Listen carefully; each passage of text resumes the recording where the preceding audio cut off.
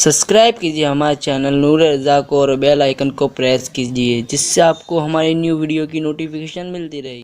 लेकिन अंबिया की जात मासूम है, लेकिन अंबिया को भी कभी कभी कहीं कहीं अपनी औलाद की वजह से, अपने खानदान के किसी फर्द की वजह से जो है वो अल्लाह की बारगाह में शर्म हुई, झिझक हुई। मैं किसी नबी की तौहीन नहीं कर रहा हूँ, बल्कि सिर्फ एक बात समझाने के लिए कह रहा हूँ। आदम कैसे अजीम है, आदम की आदमियत लोगों को खैरात में मिली तो लोग शरीफ हो गए, लेकिन आदम अलैहिस्सलाम क़यामत के दिन अल्लाह की बारगाह में जाने की हिम्मत न करेंगे, इसलिए कि आपको एक ख्याल होगा, ख्याल ये होगा कि मेरा बेटा काबिल नाम का, उसने एक औरत की मोहब्बत में अपने सगे भाई को कत्ल किया था और उसकी वजह से बुत परस्ती शुरू हुई थी। यहाँ भी एक बात काबिल गौर आपको मैं पेश करना चाहता हूँ।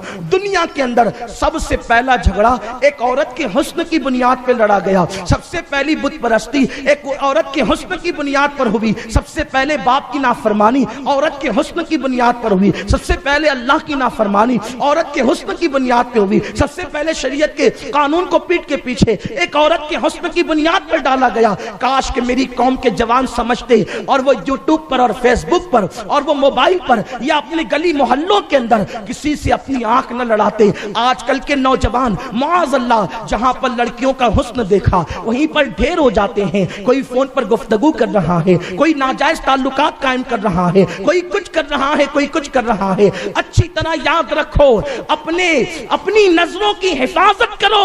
किसी पे नजर डालने से पहले कभी अपनी माँ को भी याद कर लिया करो, कभी अपनी बहन को भी याद कर लिया करो, कभी अपनी बेटी को भी याद कर लिया करो। और सुन लो, सैयदना सुलेमान अलैहिस्सलाम ने अपने बेटों को वसीयत की थी, मेरे बेटो अगर तुमको किसी नाग के पीछे चलना पड़े तो तुम उसके पीछे चल जाना, लेकिन कभी किसी औरत के हुस्न के पीछे न जाना, किसी औरत से कभी नजरें न लड़ाना, कभी किसी औरत से मोहब्बत नाजायज न करना। इसलिए कि अगर नाक डस ले तो इंसान की जान जाती है और अगर औरत का हुस्न डसे तो इंसान का ईमान चला जाता है। मैं अपने उन नौजवानों को मैं ये पैगाम देना चाहता हूं, अगर वो कहीं पर जाते हैं, माज़ अल्लाह लोगों की फिक्र ये हो चुकी है कि अगर वो दरगाहों पर पहुंचे उर्स के अंदर तो लोगों की नीयत ये होती है बदनीयतों की कि वहां औरतें मिलेगी तो उन पे बदनजरी करेंगे। यकीनन कुछ आप लोगों की तरह अच्छे लोग भी हैं जो अल्लाह वालों की मोहब्बत में जाते हैं, सब ऐसे नहीं है, लेकिन याद रखें अगर अल्लाह वालों के आस्थानों पर